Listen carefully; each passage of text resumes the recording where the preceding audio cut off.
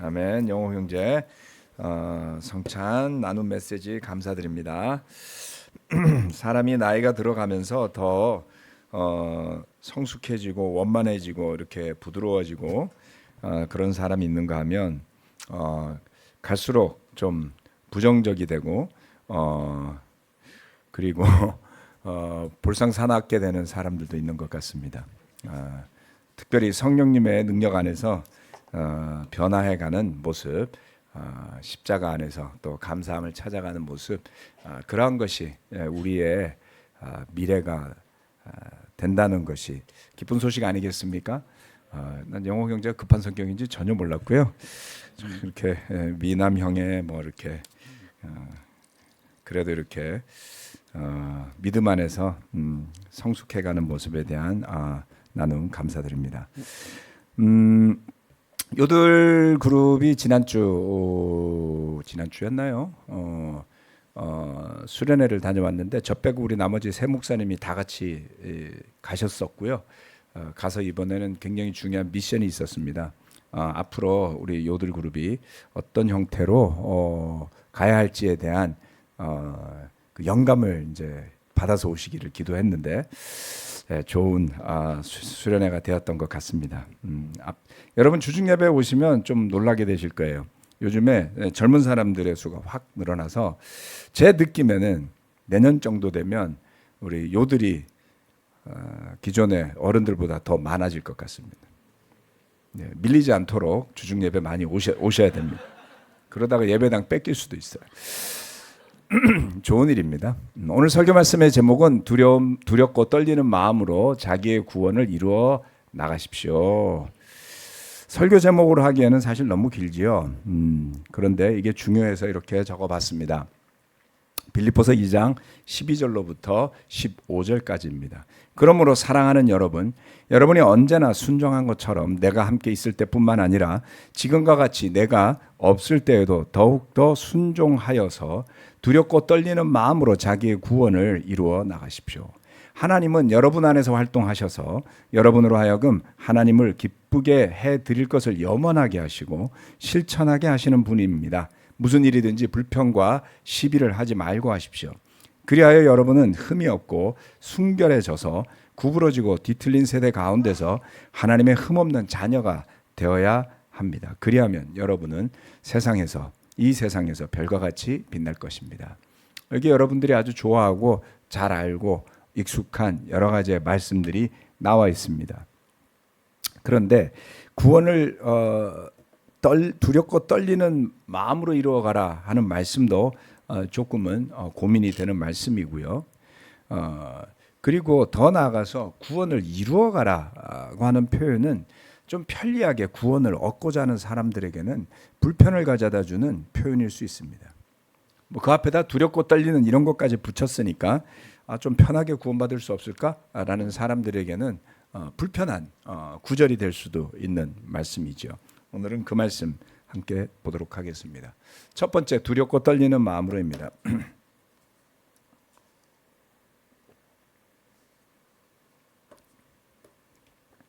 하나님을 사랑하고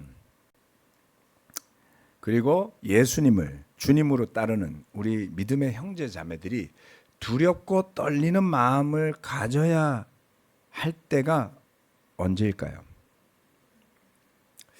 두렵고 떨리는 마음이라는 단어는 언뜻 들어보면 fear and trembling. 이건 정말 좀 무섭잖아요. 공포영화 볼 때 여러분 떨리시나요? 긴장하시나요? 네, 제 와이프는 공포영화 절대로 안 봅니다. 그 긴장감을 이기기가 힘들어요. 전 이해를 할 수가 없었어요. 아니 짜릿한데 그걸 즐겨야지 이 인생에 사는 또 다른 맛을 알 수 있는데 절대 안 보거든요. 근데 제가 나이가 드니까 저도 보기 싫어졌어요. 마음이 약해졌나 봐요. 두렵고 뭐 떨리고 이런 거 싫어요. 그냥 릴렉스 했으면 좋겠어요. 여러분은 어떤 쪽이세요? 스릴을 즐기시나요? 요들 애들 보면 막 스릴을 즐기잖아요. 그렇죠? 에너지가 넘치기 때문에 그 에너지에 상응하는 정도의 자극이 와줘야 뭔가 느낌이 있나 봐요. 우리는 너무 우리의 에너지를 넘치는 것들을 받게 되면 좀 압도당하지 않나요? 그래서 두렵고 떨린다라는 단어는 이게 맞는 걸까? 아니, 하나님을 사랑하라면서, 하나님은 사랑이시라면서, 근데 그 하나님 앞에서 우리는 왜 두렵고 떨리는 마음으로 그 좋은 구원이라는 것을 이루어가라는 거야? 전혀 다른 느낌의 표현 같습니다. 네. 하나님을 믿어라, 복음을 받아들여라, 예수님을 믿어라, 뭐 이건 좋은 것 같은데 이렇게 생각할 수 있습니다. 그런데 왜 두렵고 떨리는 마음을 이야기하는 것일까? 예수님이 우리에게 주신 새 계명은 서로 사랑하라는 거였잖아요. 그렇죠? 너무나 따뜻하고 참 우리 이 뭐 4050 시대들한테 좀 맞는 느낌 아닌가요? 좀 위로가 필요하고, 그죠? 예. 그런데 바울은 구원에 대해 이야기할 때 왜 이런 단어를 넣어야 했던 걸까요? 구약의 말씀들을 보면 사실은 그러한 개념들이 전혀 어색한 개념이 아니라는 것을 알 수 있습니다. 신명기 6장 2절 말씀을 보면 당신들이 주 당신들의 하나님을 경외하면이라고 했어요. 경외라는 단어는 대단한 존재 앞에 섰을 때 조심스러워하는 마음, 그렇죠? 존경하는 마음, 그 앞에 엎드리는 마음, 이런 마음일 겁니다. 그런 마음의 태도가 있을 때 우리는 주님이 명령하신 규례와 법도를 지킬 힘이 생기고요, 동기가 생기고요, 그리고 우리들 자신뿐만 아니라 자손들까지 오래오래 잘 살 것이다. 이렇게 신명기에서 이야기하고 있죠. 시편 145편 19절 말씀은 주님은 당신을 경외하는 사람의 소원을 이루어 주시고 그들의 부르짖는 소리를 듣고 구원해 주신다. 이렇게 이야기하고 있습니다. 하나님을 경외하는 사람에게 구원이 다가간다. 이렇게 말씀하고 있습니다. 그래서 사도 바울이 이야기한 내용은 구약의 맥락과 전혀 다르거나 떨어진 내용이 아님에도 불구하고 왜 그렇게 받아들이기 어렵냐면 너무나도 많은 경우에 구원을 생각할 때 그저 편하고 좋은 것만 생각하도록 하는 부분에 대부분의 기독교인들이 익숙해 있기 때문일 거고, 심지어는 그렇게 하드하게 제자의 삶을 살아야 한다고 가르쳤던 우리 교회 형제 자매들까지도 저는 이 두렵고 떨림이라는 개념에서 멀어져 있기가 쉽다라고 느낍니다. 자, 바울은 왜 구원에 대해 이야기할 때 로마서에 나와 있는 뭐 이신칭이라고 그러잖아요. 믿음으로 의를 얻을 수 있다. 요것과 일맥상통하는 내용만 쓰지 뭔가 맞지 않는 것 같은, 이루어가야 한다, 뭐 두렵고 떨리는 걸로 막 이렇게 썼을까요? 의도했을까요? 스스로 밸런스를 잡으려고 했을까요? 이유는 알 수 없지만 여러분, 성경 말씀을 보다 보면 말씀을 대충 보지 않고 열심히 보면 앞과 뒤가 다른 말씀들이 너무 많아요. 이것을 연결시키기가 어려운 내용이 많습니다. 그럴 때마다 대충 넘어가지 마시고 그게 왜 그런지 고민을 좀 하셔야지 됩니다. 그래서 그것을 억지로 자기 편한 대로 해석해내면 마르키온 같은 이단이 나오는 겁니다. 마르키온은 신약과 구약의 하나님이 너무 다르다고 느꼈어요. 그는 대단한 능력 있는 초대교회 지도자였습니다.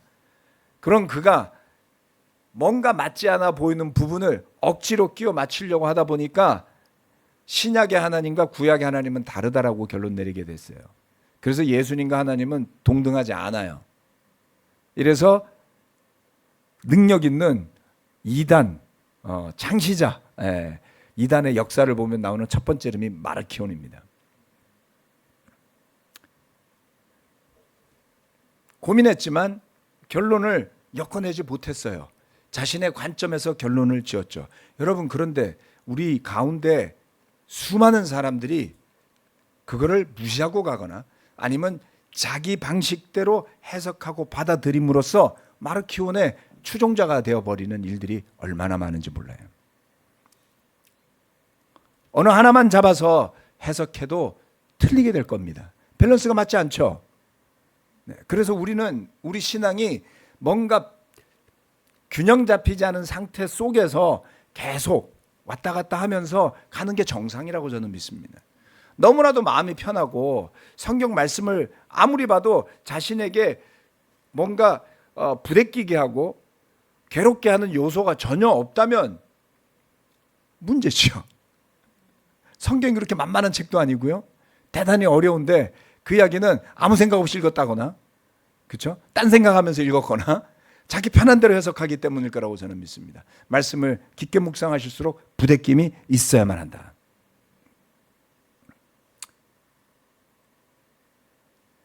그래서 자연스럽게 사도 바울이 교회에 나타나는 현상들을 보면서 복음을 풀어서 가르칠 때에 그 균형이 잡혀가는 모습을 저는 이와 같은 구절 속에서 보게 되는 것입니다. 바울은 자신이 가르쳤던 가르침에 순종했던, 그래서 순종이라는 단어가 12절에 나왔던 겁니다. 자신의 가르침에 순종했던 빌립보 교회 형제 자매들의 모습을 떠올리면서 다시금 순종을 강조했어요. 그것은 바울이란 사람에 대한 순종을 의미하지 않습니다. 여기에 보면 이렇게 순종을 이야기했죠. 내가 있을 때 했던 것처럼 내가 없을 때도 여러분은 순종하기 바랍니다. 바울에 대한 순종이 아닙니다. 바울이 전했던 복음에 대한 순종을 이야기했죠. 그리고 그 순종 가운데 두렵고 떨리는 마음, 그 마음의 태도를 가지고 구원을 이루어가라. 그렇다면 이 두렵고 떨린다라는 표현은 부정적일까요? 보기에 따라 다릅니다. 네. 자, 여러분 백화점에 가 보신 적 있죠? 그래서 지나가다 보면 보석상 같은 데가 있어요. 혹시 들어가 보셨어요? 막 비싼 거 막 파는 거, 명품 막 예물식 이런 거 파는 데 들어가면 여러분 만지게 해줘요? 아니죠. 그 직원들이 장갑을 낀 손으로, 맨손으로 안 해요. 그렇죠? 지문 남으면 닦아야 되잖아요. 그래서 보석상 같은 데 가면 꼭 장갑 낀 손으로 이렇게 들어 올리죠. 예. 그리고 다시 조용히 내려다 놓습니다. 어떻게 합니까? 조심스럽게. 떨어뜨리고 기스나면 물어줘야 되니까, 아니면 자기가 사야 되니까 1,000만 원짜리 2,000만 원짜리 막 살 수는 없잖아요. 기스나면 팔지도 못하잖아요. 그래서 그 직원들은 아주 조심스럽게 두렵고 떨리는 마음으로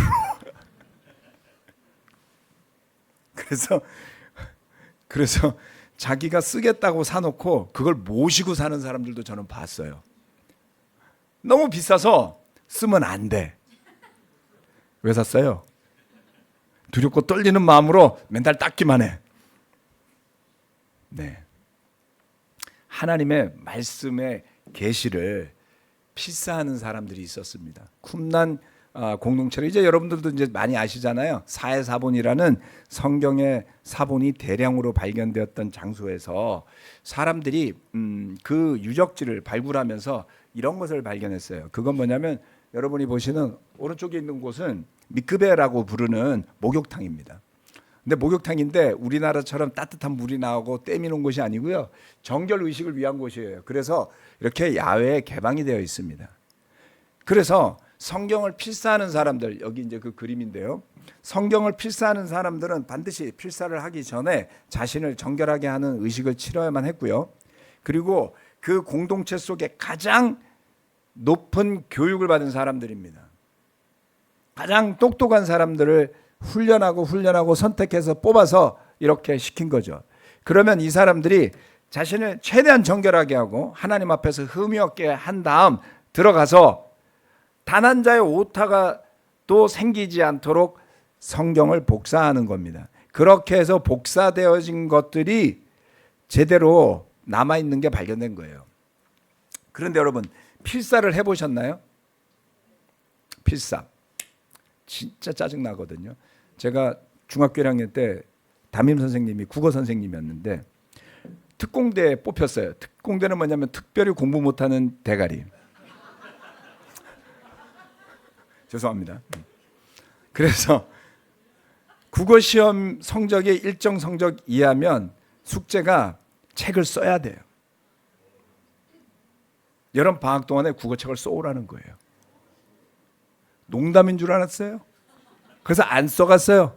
가을 내내 써야지. 자, 생각해 보면 그걸 막 목욕하고 정결하게 하고 성경을 막 이렇게 쓰고 대단하지 않나요? 그걸 틀리지 않게 쓰려면 얼마나 집중해야 되겠어요. 그래서 이 사람들은 모든 성경의 책마다 단어 수를 다 세워놓습니다. 그래서 글을 쓰고 나면 그 단어 수를 세는 사람이 따로 있어요. 그래서 숫자가 안 맞으면, 자, 예를 들면 창세기 5892자 이렇게 돼 있는 거예요. 그러면 단어를 다 세요. 그래서 5893자 이렇게 되면 그냥 그렇게 열심히 몇 날 며칠을 공들여서 쓴 인건비를 생각하자면 엄청나잖아요. 그냥 불태워버려요. 이렇게 저기 화이트로 지우는 게 아니고 그냥 불태운다고요. 크로스 체크도 합니다. 모든 장마다 중간에 와야 되는 단어도 다 체크해놨어요. 그래서 크로스 체크를 한 다음에 그 단어 위치가 틀리면 그냥 소각장으로 갑니다. 여러분이 정말 한 땀 한 땀 장인의 정신으로 그 똑똑한 머리로 인건비 비싼 사람이 열심히 필사한 그것이 소각장의 재로 사라질 때 느낌은 어땠을까요? 네. 정말 절대 틀리지 말아야지. 하나님 앞에 내가 죄를 범했구나. 이런 각오를 하지 않았겠어요? 그렇게 해서 남은 게 성경 사본인 겁니다. 그래서 여러분 사회 사본을 어디선가 보실 일이 있으면 두렵고 떨리는 마음으로 그 전날 목욕하시고 기도하시고 가서 보셔야지 돼요. 자신의 손으로 복사하는 책인데 그것을 아주 두렵고 떨리는 경건함과 경외하는 태도로 대했던 것이죠. 구원을 향한 우리의 마음의 태도 어떻습니까? 백화점에 예물, 보석보다 못하게 대하는 건 아닐까요? 책을 그렇게 대하라는 게 아닙니다. 하나님의 말씀과 하나님 앞에 설 때 우리의 태도와 마음이 그러해야 된다라는 것입니다. 자신을 정결하게 하고 혹시라도 하나님 앞에 올바르지 못한 마음과 행동은 없는지 그렇게 자신을 날마다 돌아보는 믿음의 사람이 된다면 요즘처럼 이렇게 타락한 세대에서 찾아보기 힘든 귀한 모습의 사람으로 변해가지 않을까요? 그렇다면 그 삶 자체로 구원이 어떤 것인지 체험하는 삶이 될 것입니다. 네. 자, 두 번째 이루어 가야만 하는 구원입니다. 믿기만 하면 구원을 얻는다. 믿음으로만 구원을 얻는다 라는 표현과 이 표현은 다른 표현이 아니에요. 이게 왜 나왔죠? 아유, 괜찮습니다. 다시 설명해 드리겠습니다. 여러분이 생각하는 구원에 이르는 방법을 한번 생각해 봅시다. 여러분이 생각하는 구원에 이르는 길을 한번 생각해 봅시다. 여러분은 어떻게 자신의 구원을 이루어 가고 있습니까? 성경에 나오는 구원은요, 종종 전쟁이나 싸움에서의 승리를 의미했어요. 그게 구약의 구원의 개념이에요. 적들이 쳐들어오면, 그렇죠? 네, 하나님께 부르짖고 그리고 그렇게 하나님의 도우심으로 이겼을 때 사람들은 그 승리를 구원이라고 표현합니다. 맞죠? 만약에 그 전쟁에서 졌다면 죽임을 당하거나 노예가 되어서 살았을 테니까요. 그야말로 살게 된 거잖아요. 그런 것이죠. 예수님의 복음은 어땠습니까? 복음을 전하시면서 말로만 하신 게 아니었어요. 절망에 빠진 병자들을 고쳐주십니다. 질병에서 구원해 주셨어요. 배고픈 사람들도 먹였습니다. 예. 많은 비유를 들어 가르치실 때 복음은 단지 말로만 전해진 게 아니라 그 사람들의 피로까지 채워주면서 그 고통에서 건져 올리시면서 그리고 그들이 영적인 의미까지 깨닫도록 이끌어 가는 것들이었죠. 물론 종종 사람들은 빵만 받아 먹고 돌아가기도 하고요. 병 고침만 받고 그냥 사라지기도 했어요. 사마리아 사람 이야기가 가끔 나오는데 가장 충격적인 것은 예수님 앞에 나병 환자가 10명이 왔는데 그중에 돌아와서 감사하다고 말한 사람 한 사람이 있었어요. 그리고 아이러니하게도 그 사람은 사마리아 사람이었거든요. 그럼에도 불구하고 예수님은 그 사역을 멈춘 적이 없잖아요. 그렇죠? 네, 주님의 사역, 구원의 사역. 자, 이걸 제가 설명드린 이유는 조금 있다가 말씀드릴 겁니다. 마태복음 11장 5절 말씀에 보면 예수님이 이렇게 말씀하세요. 누가복음 4장에서도 했어요. 눈먼 사람이 보고 다리 저는 사람이 걸으며 나병 환자가 깨끗하게 되며 듣지 못하는 사람이 들으며 죽은 사람이 살아나며 가난한 사람이 복음을 듣는다. 그러니까 정말 좋은 소식이었던 거죠. 네. 그들에게 있어서 예수님의 복음을 믿는다라는 것은 정말 현재 생활에서 어려운 부분에서 구원받는 걸 이야기했던 거예요. 그러한 실제적인 구원의 모습이 존재했었다라는 겁니다. 그러면 예수님이 부활하시고 승천하신 다음 사도들이 인도하는 교회에서는 어땠을까요? 예수님 시대에만 실질적인 삶에서의 구원이 존재했고 예수님이 떠난 다음 더 이상 교회는 그러한 모습이 없어진 추상적인 구원만 이야기하고 살았을까요? 물론 조금 변화는 되지만 사도들이 병자를 고치기도 하고 했지만 더 이상 사도들의 사역은 시간이 갈수록 병고침과 복음을 전하는 사역이 혼자 하는 사역이 아니게 되었잖아요. 그렇죠? 그런데 그 사도 시대에도 여전히 구원이라는 것을 체험하면서 현실 세계에서 그 구원에 참여해야 하는 부분도 있다라는 것을 이 구절이 이야기하는 겁니다. 그게 지금 오늘 읽었던 12절 말씀이에요. 잠시 문법의 시간으로 돌아가서 구원을 이루어 가다라는 그 이루어 가다라는 동사는요. 여기에 나와 있는 제가 한글로 적어놨죠. 카테르가조마이 이렇게 돼 있어. 이거 되게 어려운데 이렇게 생각하시면 두 개를 나눠서 생각하시면 됩니다. 카타라는 단어 전치사와 에르가조마이가 붙은 거예요. 그러니까 두 개 붙으면 연음 법칙에서 카테르가조마이 이렇게 되는 겁니다. 연음 법칙 여러분 영어 잘하시고 싶은 분들은 열심히 하셔야 돼요. 그게 안 되면 리스닝이 안 되는 겁니다.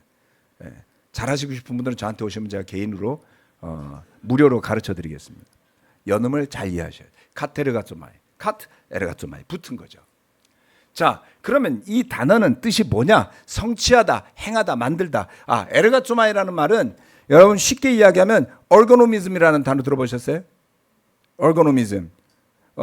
그 인체 공학적인 뭐 이런 거 쓸 때 얼거노미즘 뭐 이런 거 쓰지 않아요? 근데 그 에르가조마이에서 나온 단어라고 저는 생각해요. 얼거노믹스라는 건 그 에르가조마이는 행하다 이런 뜻이에요. 뭔가를 일하다 이런 뜻입니다. 일하다는 단어는 다른 단어도 있지만 이 단어를 쓰거든요. 그래서 그렇게 생각하시면 이 단어를 이해하기가 좋아요. 그런데 이 일하다, 행하다라는 에르가조마이라는 단어와 카타가 붙어가지고 카타는 뭐뭇에 의하여 이런 뜻이에요. 그래서 마태복음 그러면 영어로는 뭐라고 됐어요? 가스펠 오브 매튜라고 됐어요. 그렇죠? 헬라어로 보면 카타 마타이온으로 되어 있어요. 마태에 의한 이런 뜻입니다. 그래서 헬라어 성경을 보면 카타 마르코 이렇게 되어 있고 뭐 카타 요한 이런 식으로 되어 있단 말이죠. 그러니까 그 두 개를 붙였단 말이에요. 그러니까 행하는 것에 의해서 이런 뜻인데 그게 합쳐지면 이루다라는 뜻이 있어요. 그런데 이게 명령어로 되어 있거든요. 여기 이 문장에서 명령어로 써요. 그리고 수동태로 써요. 그러니까 어떻게 했을 때 그 구원을 뭔가 노력을 하면서 그 노력에 의해서 이루어지는 성과를 뜻하는 단어가 바로 이루어가다라는 단어입니다. 네. 그리고 여기에 해당하는 히브리어도 있어요. 아바드라는 단어예요. 아바드라는 단어는 일하다는 단어입니다. 그런데 저게 명사로 바뀌면서 에벳이 되면은 종이 되는 겁니다. 그래서 에벳, 에돔 이런 거 있죠. 그 에벳이라는 단어는 종이라는 뜻이고 일하다라는 데서부터 비롯된 것이죠. 그래서 구원을 설명할 때 바울은 굉장히 구체적인 사람의 노력과 수고를 뜻하는 단어를 쓴 거예요. 이거 아무 생각 없이 썼을까요? 아니에요. 예. 그렇지 않습니다. 두렵고 떨리는 마음으로 하나님 앞에 살아가게 될 때 이루어지게 되는 일, 이런 뜻입니다. 예. 하나님이 은혜로 주시는 구원이라는 개념도 흔들리지 않습니다. 왜냐하면 여러분, 하나님은 구원이라는 선물을 주고 싶은데 최소한 우리가 노동을 해가지고 그 가치를 입증하지는 않더라도 손 정도는 내밀어야 되지 않아요? 이걸 이랬다라고 표현해야 되나요? 손만 내밀면 준다면 여러분 다 부자 되시지 않겠어요? 오늘 당장 현대 자동차 전시장에 가셔서 손만 내밀어 보세요. 그랜저가 들어온다면 얼마나 좋을까요? 이것도 안 할 사람이 있냐고요. 이거를 자기가 노력했다고 표현할 사람이 있냐고요. 구원을 이루어 가다라는 것은 하나님이 주시는 것에 비하다면 손 내미는 정도의 우리의 어떠한 태도 내지는 마음가짐, 이런 정도로 보시는 게 맞습니다. 그래서 헷갈려 하실 필요 없어요. 내가 뭔가 노력해서 입증해 보인다라는 강박관념에 사로잡힐 필요도 없지만, 그렇다고 해서 나는 구원받았으니까 이건 따논당상이야, 이렇게 하셔도 안 되는 겁니다. 망합니다, 그러다. 바울은 똑같은 단어를 고린도후서 7장 10절에도 썼어요. 하나님의 뜻에 맞게 마음 아파하는 것은 회개를 하게 하여 구원에 이르게 함으로, 구원에 이르게 한다면서요. 이 단어가 카테르가소마예요. 그러니까 바울이 좋아했던 단어인가요? 네. 이걸 무시해서는 안 되는 거죠. 그런데 여러분 보세요. 하나님의 뜻에 맞게 마음 아파하는 것, 네, 근심하는 것이 회개를 하게 하고 구원에까지 이르게 한다고요. 그것이 되어지는 겁니다. 이건 수동태예요. 그런데 세상 일로 마음 아파하는 건 죽음에 이르게 한답니다.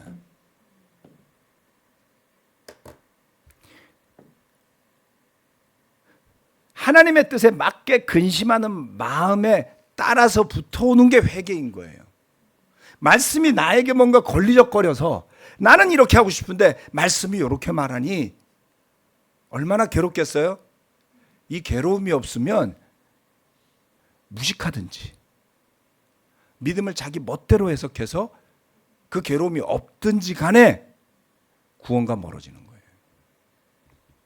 사람이 괴롭히는 것 때문에 괴로워하는 것보다 그 말씀이 일으키는 내적 갈등이 훨씬 더 중요하고 선행돼야 하는 겁니다. 그래서 그 회개는 하나님의 뜻에 맞게 근심하는 마음, 믿음에 따라오는 선물 같은 거다. 제가 어느 순간부터 깨닫게 됐어요. 회개를 내가 하는 게 아니었구나. 회개할 마음을 주시는 거였구나.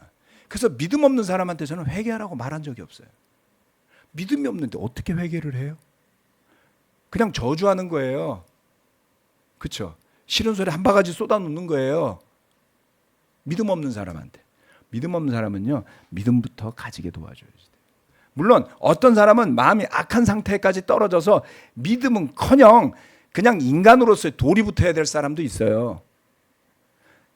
여러분, 하나님이 주신 일반적인 개념에서의 은혜 속에 인간의 도리도 다 못하면서 그것보다 훨씬 더 어려운 영적인 가치를 논한다? 어불성설입니다, 여러분. 지위가 높을 필요도 없고 가진 게 많을 필요도 없지만 제가 수십 년간 성경 공부해보면서 깨달은 거예요. 사람으로서의 기본 정도는 해야 제자도 됩니다.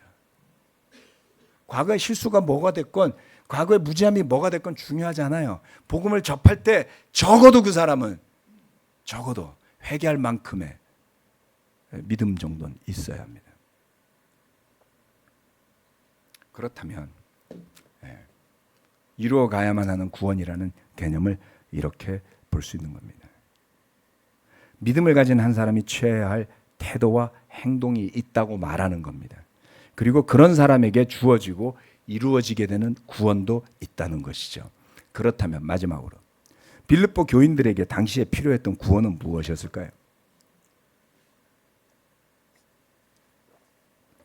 바울은 이미 구원받은 빌립보 교인들에게 왜 이루어가라고 말을 했을까요? 빌립보서는 제가 아주 좋아하는 서신서 중에 제일 페이버릿 그 성경이었어요. 왜요? 바울이 가장 격려받아하는 교회가 빌립보 교회였거든요. 그리고 고린도 교회 문제하고는 비교도 안 돼. 일단 장수가 짧아. 문제가 없으니까. 그렇죠? 그리고 바울은 여러 곳에서 감사를 표해요. 야, 내가 교회를 세운다면 빌립보 교회 같은 데를 세워야 되겠다. 그렇다고 해서 빌립보 교회가 문제가 없었냐? 아니라는 겁니다. 세 번째, 무슨 일이든지 불평과 시비를 하지 말고. 이렇게 돼 있어요. 2장 14절 15절. 무슨 일이든지 불평과 시비를 하지 말고 하십시오. 그리하여 여러분은 흠이 없고 순결해져서 구부러지고 뒤틀린 세대 가운데서 하나님의 흠없는 자녀가 되어야 합니다. 그러면 여러분은 이 세상에서 별과 같이 빛날 것입니다. 빌립보 교회에 문제가 좀 있었나 봐요. 그 문제는 여기에서 보면 불평과 시비가 있었다라고 생각할 수 있습니다. 불평과 시비는 다른 해석으로 보면, 번역을 하면 원망과 논쟁이에요. 여러분 살면서 누구 원망해 본 적 있나요? 네. 너 때문이야, 이게 원망이잖아요. 너 때문에 내가 이런 손해를 봤어. 너 때문에 내 인생이 망가졌어. 너 때문에 대학 못 갔어. 뭐 이런 거잖아요. 네. 그건 말이 안 되죠. 사실은 혼자 공부하면 되죠. 자, 그것만 있지 않았어요. 2장 3절 말씀 뭐라 그랬어요? 무슨 일을 하든지 경쟁심이나 허영으로 하지 말고 겸손한 마음으로 이렇게 하라 그랬어요. 이런 말 왜 해요? 있었단 소리죠. 불평과 시비도 있었고 허영도 있었고 경쟁심도 있었던 거예요. 근데 이 정도는 정말 애교 수준이었던 거예요. 서신서에 나오는 수많은 다른 갈라디아서 완전히 율법주의자 쫓아가고 난리 났잖아요. 거기에 비하면 빌립보 교회는 정말 애교 수준이었다, 이렇게 볼 수 있습니다. 그런데 이것을 단지 안 하는 게 낫지, 그렇게 치부할 것들이 아니다라는 겁니다. 즉 구원을 이루어가라, 두렵고 떨림으로 구원을 이루어가라라고 한 구절 다음에 나오는 내용은 연관성이 있다고 봐야 될 거예요. 무슨 이야기냐면 불평과 시비 가운데 휘말려 있으면서 경쟁이나 허영이 가득한 상태에 있는 사람이, 그 사람에게 구원은 뭐죠? 그 상태는 구원이 있나요? 구원이 작용하고 있을까요? 아니면 그 속에 원망이 자신을 지배하고 남에 대한 경쟁심이 자신을 지배하고 아니면 남에게 잘 보이고 싶어하는 허영심이 자신을 지배하는데 구원이 어디 있어요? 그런 상태 자체가 구원을 잠시 망각한, 그죠? 구원 받은 사람이 그 상태에 있으면 그 순간은 망각한, 여러분 부부싸움 할 때 보면 어휴 죽일 것 같아요. 그러면 그 상태는 사랑을 망각한 상태잖아요. 그게 짧기에 망정이지, 그렇죠? 그리고 그 감정이 지속되지 않기에 망정이지, 열받았을 때 상태가 계속되면 그 부분은 이혼해야 되잖아요. 네. 비슷합니다. 그래서 저는 번외적인 이야기지만 부부들이 싸울 때도 잘 싸워야 한다. 회복 가능하게 싸워라. 돌이킬 수 없는 싸움은 하지 마라. 돌이킬 수 없는 저주도 하지 마라. 뭐 그런 이야기를 합니다. 아무튼 잘 싸우셔야 돼요. 그런데 이렇게 세상의 근심에 가득 쌓여 있는 불평과 시비와 경쟁과 허영심에 사로잡혀 있으면 죽음에 이르게 되는 길로 접어든 겁니다. 지금 우리가 그러냐? 아니요. 지금 그런데 제가 이 이야기하면 예배 끝나자마자 저 죽이겠다고 오시는 분들도 있을 수 있어요. 지금 안 그러니까 말씀드리니까 걱정 마세요. 네. 그죠? 네. 배나무 밭에 가서 가끔 고쳐 쓰지 말라 그랬잖아요. 그러니까 그런 상태에서는 다른 설교하는 겁니다. 지금 안 그래요. 근데 이건 말씀드리고 싶어요. 왜요? 자기가 왜 이렇게 될까? 이루고 싶은 것에 대한 욕망, 탐욕에 휩싸이면 반드시 불평과 시비가 생깁니다. 뜻대로 안 되니까. 그렇죠? 내가 뜻한 대로 안 됐잖아요. 그러니까 이 탓을 누군가에게 해야 되잖아요. 자기한테 하다가 짜증났어요. 내가 그랬을 리는 없어. 너 때문이야. 이렇게 되는 거죠. 아니면 너 때문에 우리 교회가 잘 안 되고 있어. 뭐 이런 겁니다. 어떤 한 사람 때문에 교회가 안 될 리가 있겠습니까, 여러분? 이게 누구 교회라고요?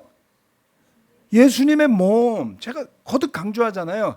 목사가 마음에 안 들면 예수님이 목사를 갈아치우실 거예요. 걱정 마세요. 예. 저보다, 여러분보다 예수님이 더 피 흘렸고 목숨 바쳐서 사신 교회라 그랬잖아요. 저는 그 믿음이 있다니까요. 그래서 어떤 한 사람 때문에 교회가 잘못됐다, 저는 그렇게 생각하지 않습니다. 모든 사람들은 자기 자신의 마음, 그리고 그 마음에 따른 행동에 대한 책임을 질 수밖에 없습니다. 대가가 따르는 것이죠. 어떤 마음을 가졌다면 여러분 그 마음을 계속 가지고 있으면 그 마음에 대한 결과물이 말로, 표정으로, 행동으로 나타나지 않아요? 그렇게 수십 년을 살면 얼굴도 그렇게 되는 거 아세요?